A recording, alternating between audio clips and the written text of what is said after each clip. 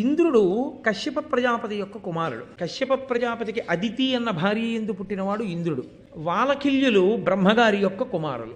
వాలకిల్యులు ఇంద్రుడు కూడా కశ్యప ప్రజాపతి చేసేటటువంటి యజ్ఞానికి వెళ్ళారు. ఎప్పుడు చేశాడు యజ్ఞం? మీతో నేను మనవి చేశాను, వినతా కదురుమా పిల్లల్ని కోరుకున్నప్పుడు దైవానుగ్రహాన్ని కోరి పుత్రకామేష్టి చేశాడు. ఆ యజ్ఞం చేస్తున్నప్పుడు వీళ్ళందరూ వెళ్ళారు. యజ్ఞం చేసేటప్పుడు ఒక లక్షణం ఉంటుంది. కొడుకు తండ్రి పీటల మీద కూర్చుని ఉంటాడు, దీక్షితుడు అంటారు. యజ్ఞం చేసి యాగం చేసేటప్పుడే అసలు దీక్ష అన్నమాట. కాబట్టి యాగదీక్షితుడు అంటే ఏ కారణానికి లేవకూడదు. ఆయన పీటల మీద కూర్చుని ఉన్నప్పుడు కార్యం బాగా జరగడం అంటే అర్థం ఏమిటి? ఆయన యందు ప్రేమ ఉన్నవారు ఆ కార్యమునందు సహకరించాలి. అందుకే పీటల మీద కూర్చున్న వాడికి మిగిలిన వాళ్ళు చేయవలసింది ఏమిటంటే సహాయం ఒక్కటే. వాలకిల్యులు బ్రహ్మగారి యొక్క కుమారులు, మహానుభావులు. వాళ్ళు అపారమైనటువంటి తేజోవిరాజితులు, ఆజన్మ బ్రహ్మచారులు, ఊర్ధ్వరేతస్కులు, మహాతపస్సులు, అంగుష్టమాత్ర శరీరం ఉన్నవారు. అయినా కశ్యప ప్రజాపతి యజ్ఞం చేస్తున్నాడు, మనం చేసే సాయం మనం చెయ్యాలి. ఇంతున్నవాడు ఎన్ని పుల్లల కట్టెత్తుకోగలడండి? ఇంతంత పుల్లలు, 3 పుల్లలో 4 పుల్లలో మూట కట్టి ఇంత చిన్న తలకాయ మీద ఎట్టుకుని వెడుతున్నారు వాలకిల్యులు. ఇంద్రుడు పెద్ద దర్భల కట్ట, పెద్ద సమిధల కట్ట భుజాల మీద తల మీద పెట్టుకుని తాను ఎడుతున్నాడు. ఇంద్రుడు పట్టుకెడుతున్నాడు, వాళ్ళు పట్టుకెడుతున్నారు. అది తెలిసి ధర్మం కోసం మహానుభావులు పట్టుకొస్తున్నారు. వాళ్ళని చూసి సంతోషించి అభినందించవలసినటువంటి వాడు అభినందించకపోగా, మీరెంత, మీ శరీరాలెంత, మీరు తెస్తున్న మూటలెంత, దీనికి పెద్ద అగర్పు చెమట, వాళ్ళని చూడండిరా ఎన్ని దర్భలు తెచ్చేస్తున్నారు అని పక పక పక పక నవ్వాడు. వాళ్ళ దర్భల మూటలు తీసుకొచ్చి యజ్ఞశాలలో పడేసి వాళ్ళు ఇంద్రుడి వంక చూసి అన్నారు, నేను ఇంద్రుణ్ణని కదా నీకు అహంకారం, మమ్మల్ని చూసి నవ్వావు. ఇంద్రుడి కన్నా గొప్పవాడు, యుద్ధమునందు గెలవబడలేనివాడు, స్వతసిద్ధంగా అణిమాది అష్టసిద్ధులను సాధించుకున్నవాడు, అటువంటి మహానుభావుడొకడు ఇప్పుడు ఈ పుత్రకామేష్టి వలన కశ్యప ప్రజాపతికి కొడుకుగా జన్మించుగాక. ఆయన ఈ ఇంద్రుడి కన్నా గొప్పవాడై ఇంద్రుడవుతాడు. వెంటనే కశ్యప ప్రజాపతి యొక్క ధర్మము అన్న మాటకు అర్థం చూడండి. ఆయన అన్నాడు వెంటనే, చతుర్ముఖ బ్రహ్మగారు ఆయన్ని ఇంద్రుడిగా పెట్టాడు. ఆ ఇంద్రుడు లోకములన్నింటినీ తన భుజబలంతో కాపాడుతున్నాడు. ఒక ఇంద్రుడు ఉండగా మళ్ళీ ఇప్పుడు పుట్టబోయే పిల్లాన్ని ఇంద్రుణ్ణి చేస్తే బ్రహ్మగారు నొచ్చుకోరయ్యా? లోకంలో ఇంతమంది ఇంద్రులు బయలుదేరితే ఏ ఇంద్రుడు ఏది చెయ్యాలన్న విషయంలో మళ్ళీ పరమేష్టికి ఎంత తలపోటు వద్దు. వాణ్ణి ఇంద్రుడిగా ఉండనివ్వండి, కానీ మీ వాక్కు వృధా కారాదు. కాబట్టి ఈ పుట్టబోయేటటువంటి పిల్లవాడు పక్షులకు ఇంద్రుడగుగాక, అంటే పక్షులకు అంత గొప్పవాడుగుగాక, పక్షులలో అంత గొప్పవాడుగుగాక. అంతటి బలవంతుడైనటువంటి గరుత్మంతుడు 2వ కుమారుడిగా వినతకి జన్మించాడు అని చూసింది కద్రువ. అసూయ మరింత ప్రబలింది.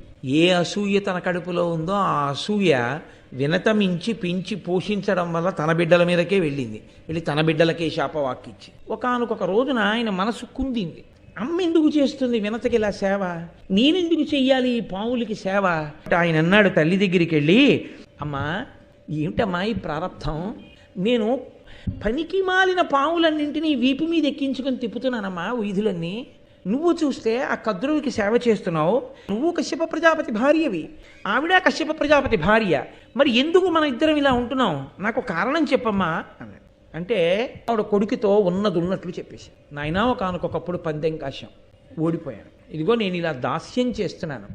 ఇప్పుడు ఈ మాట వినత గరుత్మంతుడితో చెప్తే ఆయన ఆ పావుల దగ్గరికి వెళ్ళి ఒక రోజున వాళ్ళని అలా విహారం చేయించి తీసుకొచ్చి కూర్చోపెట్టి వాళ్ళతో ఒక మాట అన్నాడు, నేను మీకు ఏం చేస్తే నన్ను మా అమ్మని దాస్యం నుంచి బయటపడేస్తారో మీరు చెప్పండి అన్నాడు. కాబట్టి వాళ్ళు అన్నారు, నీకు ఒంట్లో బలం ఉంది, వేగం ఉంది, వెళ్ళగలవు, కాబట్టి అమృతం పట్టరా. ఆయన చాలా సంతోషంగా అంగీకరించాడు. ఇప్పుడు ఆయన తల్లి దగ్గరికి వెళ్ళి నమస్కారం చేశాడు. తల్లి ఆశీర్వచనం చేసింది, నేను వెళ్ళి అమృతాన్ని తీసుకుని వస్తాను, కానీ తల్లి నాకు చాలా ఆకలిగా ఉంది, కాబట్టి నేను కడుపు నిండా తినాలనుకుంటున్నాను, నాకు ఆహారం ఎక్కడ దొరుకుతుందమ్మా అన్నాడు. అంటే ఆవిడంది, సముద్రంలో బోయలు ఉన్నారు, వారు నిషాదులు, వారు ధర్మమును తప్పి ఉగ్రమైనటువంటి స్థితిలో ఉన్నారు. వారు సముద్ర గర్భంలో ఉంటూ భూమి మీదకొచ్చి భూమి మీద ధర్మాన్ని పట్టుకున్న వాళ్ళని చెనకుతున్నారు. కాబట్టి నీవు సముద్ర గర్భంలో ఉన్నటువంటి ఆ నిషాదుల యొక్క సంఖ్య అపరిమితం. ఇంత అంత అని చెప్పడానికి వీల్లేదు, అంతమంది ఉన్నారు. ఆ సముద్రంలో ఉన్న వాళ్ళని ఒక క్షణంలో తిని అందాడు. తినేసి బయలుదేరు. సరే అమ్మా, నువ్వు చెప్పిన మాట నేను దృష్టిలో పెట్టుకుంటాను, తప్పకుండా అలాగే చేస్తాను అన్నాడు. వెంటనే బయలుదేరి ఆయన సముద్ర గర్భం దగ్గరికి వెళ్ళాడు. ఆ నిషాదులందరినీ కూడా తన యొక్క ఆ నోటి చంపుటములతో పట్టుకుని ఒక్కసారి లోపలికి మింగేశాడు. కాబట్టి ఇప్పుడు ఆయన నిషాదులందరినీ తినేసి ఒక్కసారి పైకి ఎగిరాడు. అమ్మ తినమంది కానీ అనంతమైన ఈ నిషాదుల్ని తినడం వల్ల ఆయనకేమీ ఆకలి తీరలేదు. కాబట్టి ఆయనకి కడుపు నిండలేదు. అమ్మ చెప్పింది తినమని, తినేశాడు. మళ్ళీ అమ్మ దగ్గరికి వెళ్ళిపోవడం ఎందుకు, నాన్నగారిని అడుగుదాం ఈసారి అందుకని చెప్పి ఈయన ఆ దగ్గరలోనే ఉన్నటువంటి కశ్యప ప్రజాపతి దగ్గరికి వెళ్ళాడు. వెళ్ళి కశ్యప ప్రజాపతిని అడిగాడు, అయ్యా నాకు ఆకలి వేస్తోంది, అమృతాపహరణానికి వెడుతున్నాను, అమ్మని దాస్యం నుంచి విడిపించాలి అని. కాబట్టి నాకు ఆకలి తీరలేదు, కాబట్టి నేను తినడానికి ఇంకా పదార్థం ఎక్కడుంటుందో, ఏది నేను తినచ్చో నాకు చెప్పండి అంటే కశ్యప ప్రజాపతి అన్నాడు, నాయన ఇక్కడికి దగ్గరలో ఒక పెద్ద సరస్సు ఉంది. ఆ సరస్సులో ఒక తాబేలు ఉంటుంది, ఒడ్డున ఒక ఏనుగు ఉంటుంది. నీటిలో తాబేలుకి ఒడ్డునున్న ఏనుగుకి యుద్ధం ఎందుకు? కానీ ఆ ఇద్దరు ఎప్పుడూ కొట్టుకుంటూ ఉంటారు. వాళ్ళిద్దరూ ఎందుకు కొట్టుకుంటారంటే ఇద్దరిలో ఎవరు ఎవరికి లొంగరు. ఆ ఇద్దరూ కొట్టుకుంటూ ఉండేటటువంటి వాళ్ళు ఉన్నారే, ఆ తాబేలు ఏనుగు, వాటిని గజకచ్చపములు అని పిలుస్తారు. అవి ఎవరో నీకు తెలుసా? విభావసుడు, సుప్రతీకుడు అని అన్నదమ్ములు ఉండేవారు. అందులో విభావసుడు అన్నగారు తల్లిదండ్రుల దగ్గర నుంచి వచ్చినటువంటి పిత్రార్జితం ఉంది ఆస్తి, దాన్ని పెద్దన్నగారు కాబట్టి ఆయన తన దగ్గర ఉంచుకుని తమ్ముడిని జాగ్రత్తగా చూస్తున్నాడు. ఒకానొకప్పుడు తమ్ముడికి ఎందుకో కోరిక పుట్టింది, ఎవరి ఆస్తి వాళ్ళు పనిచేసుకుంటే గొడవ వదిలిపోదు. ఇప్పుడు సుప్రతీకుడు విభావసుడి దగ్గరికి వెళ్ళాడు, మన తండ్రి తాతలు సముపార్జించిన ఆస్తి ఏది ఉందో దాన్ని 2 భాగాలు వేసేసి మనం ఇద్దరం అనుభవిద్దాం అన్నాడు. దానికి విభావసుడు అంగీకరించలేదు. కలిసి ఉందాం అన్నాడు అన్నగారు.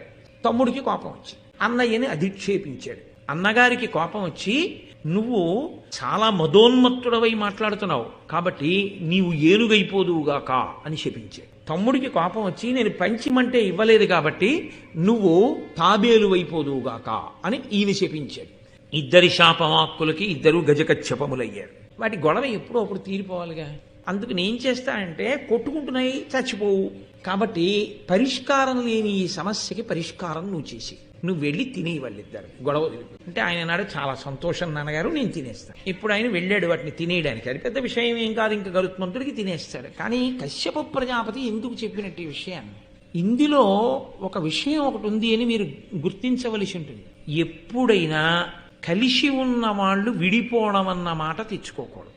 విడిపోవలసి వస్తే అత్యంత మర్యాదతో అత్యంత ప్రేమతో విడిపోవడం అన్నది జరిగిందనుకోండి, ఇద్దరూ వృద్ధిలోకి వస్తారు. అలా కాకుండా పోరుబాట వలన విడిపోయారనుకోండి, ఇద్దరూ వృద్ధిలోకి రారు. అందుకే భూమిని పంచుకోండి, అధికారాన్ని పంచుకోండి, ఇంట్లో ఉన్న వస్తువుల్ని పంచుకోండి.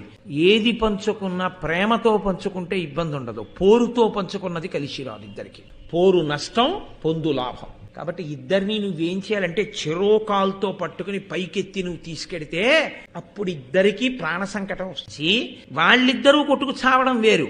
ఇద్దరూ కలిసి మూడో వాడి చేతిలో చస్తున్నారు అనుకోండి, అప్పుడు ఇద్దరిలో బుద్ధి వస్తుంది. ఇద్దరం దెబ్బలాడుకుని ఎంత పని చేశాను రా, ఇద్దరం కలిసి ఉంటే వీడిలా పట్టుకోగలడా మమ్మల్ని అన్న భావన వస్తుంది. దానివల్ల ఆ వైరం అక్కడతో పోతుంది. చచ్చిపోయే ముందు ఆ భావన వచ్చింది. కాబట్టి వాళ్ళని తిని ఈ గొడవ వదిలిపోతుంది అని చెప్తే బయలుదేరాడు. వెళ్ళి ఆ సరోవరంలో ఉన్నటువంటి గజకచ్చపాల్ని పక్షికి అదొక లక్షణం ఉంటుంది. అది 2 కాళ్లతో పైకెత్తి పట్టుకెళ్ళి హాయిగా ప్రశాంతంగా కూర్చుని తినడానికి అనువైనటువంటి ప్రదేశానికి పట్టుకెడుతుంది. ఈ 3 కూర్చుంటే బరువు సహించగలిగినటువంటి ఏదైనా ఆధారం ఆయనకి లభించాలి. కాబట్టి ఆయన అలా ఎగురుతూ వెడుతున్నాడు చూస్తూ. అలా వెళ్లడంలో అలంబము అనబడేటటువంటి ఒక వనం వైపుకి వెళ్ళాడు. అక్కడ రోహిణము అని ఒక చెట్టు, ఆ రోహిణము అనేటటువంటి చెట్టు ఆయన్ని పిలిచింది. ఆ చెట్టు అంది, నా కొమ్మ 100 ఆమడల పొడుగుంది, నీవు వచ్చి నా కొమ్మ మీద పెట్టుకున్న ఆహారాన్ని తిను అంటే ఆయన వెళ్ళి ఆ రెండింటినీ ఆ కొమ్మ మీద పెట్టాడు.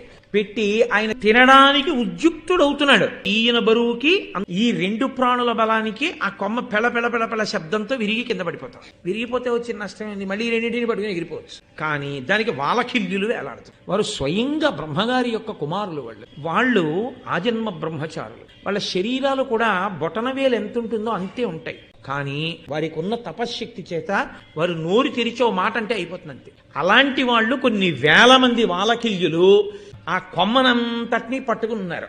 వాళ్ళు అంగుష్ట మాత్రమే ఉండడంలో ఈయన కూర్చుని కొమ్మ విరిగిపోయిన తర్వాత కనబడ్డారు వాళ్ళు. ఇప్పుడు ఆయన కొమ్మను వదిలేశాడంటే వాలకిల్యుల శరీరాలన్నీ శిథిలమైపోతాయి. కాబట్టి ఇప్పుడు వాళ్ళు పడిపోకూడదని 2 కాళ్లతోటి తాబేలు ఏనుగు పట్టుకుని ముక్కుతోటి కొమ్మ పట్టుకుని ఆకాశంలోకి ఎగిరిపోయాడు. వాలకిల్యులు కొమ్మకు అలాగే ఉండిపోయారు. ఎన్నాళ్ళు తిరుగుతూ ఉంటాడు ఇలా వీళ్ళని అట్టుకుని. కాబట్టి ఆయన తిన్నగా గంధమాదన పర్వతం మీదకి వెళ్ళాడు. అక్కడ కశ్యప ప్రజాపతి తపస్సు చేసుకుంటున్నారు. ఆయన దగ్గరికి వెళ్ళి నిలబడ్డాడు. నాన్నగారు, ఇదిగో ఉపద్రవం వచ్చింది, నేను ఏం చెయ్యాలని అడిగాడు. అప్పుడు కశ్యప ప్రజాపతి ఆ వాలకిల్యుల్ని చూసి ప్రార్థన చేశాడు. ఆయన భూమికి బాగా దగ్గరగా కొమ్మని తీసుకొస్తాడు. మీరు భూమి మీదకి దిగిపోండి, దిగిపోయి వేరొక ప్రదేశానికి తపస్సు చేసుకోవడానికి వెళ్ళిపోండి. అప్పుడు నా కొడుకు ఈ 2 ప్రాణులను తీసుకుని ఎక్కడో పెట్టుకుని తింటాడు. కశ్యప ప్రజాపతి చేసిన ప్రార్థనకి ఆ వాలకిల్యులు దిగిపోయారు. నాన్నగారండి, బ్రాహ్మణులు లేనటువంటి ప్రదేశాన్ని నాకు చెప్పండి. పరమ ధార్మికుడై శాస్త్రం చదువుకుని 10 మందికి చెప్పేవాడు ఒక్కడూ లేకుండా అందరూ ఉంటున్నారంటే ధర్మం మీద అనురక్తి లేని వాళ్ళు ఉన్నారని. ఎక్కడైనా ఉన్నాడు అంటే వాళ్ళందరూ ఆ ఒక్కడి దగ్గరైనా వింటున్నారని గుర్తు. ఆ ఒక్కడున్నా వీళ్ళెవ్వరూ పాడవడానికి వీల్లేదంటే ఆయన మాట వింటున్నారు, ఎప్పటికప్పటికి మారుతారు. కాబట్టి సావడానికి వీల్లేదు. కాబట్టి బ్రాహ్మణులు లేని ప్రదేశం చెప్పండి, అక్కడ పడేస్తారు అంటే ఆయన అన్నాడు, నువ్వు హిమాలయ పర్వత ప్రాంతంలో ఒక చోట నిష్పురుషము అనబడేటటువంటి ఒక కొండ ఉంది. అక్కడికి మనుష్యులు కారు, పరమేశ్వరుడు కూడా వెళ్ళాడు. కాబట్టి అక్కడికి నువ్వెళ్ళు. ఒక్క క్షణంలో ఆయన ఎగిరిపోయాడు 1,00,000 యోజనములు. అంటే ఆయన గమనశక్తి అటువంటిది. ఎగిరిపోయి కొమ్మను అక్కడ వారేసి ఆ హిమాలయ పర్వత శిఖరం మీదే చక్క ఈ 2టిని పెట్టుకుని హాయిగా ఆరగించి కడుపు నిండిపోయింది. మహానుభావుడు బయలుదేరి అమృతాపహరణము కొరకు ఆ అమృత భాండం కొరకని స్వర్గలోకం వైపుకి వెళ్ళాడు. స్వర్గలోకానికి వెళ్ళేసరికి దేవేంద్రుని యొక్క సభ జరుగుతోంది. దేవేంద్రుడి సభలో అకస్మాత్తుగా నిప్పు రవ్వలు పడ్డాయి. దానితో పాటుగా వజ్రాయుధం యొక్క అంచులు మొక్కవోయ్యాయి. దిక్కులన్నీ కూడా కాంతి విహీనమైపోయాయి.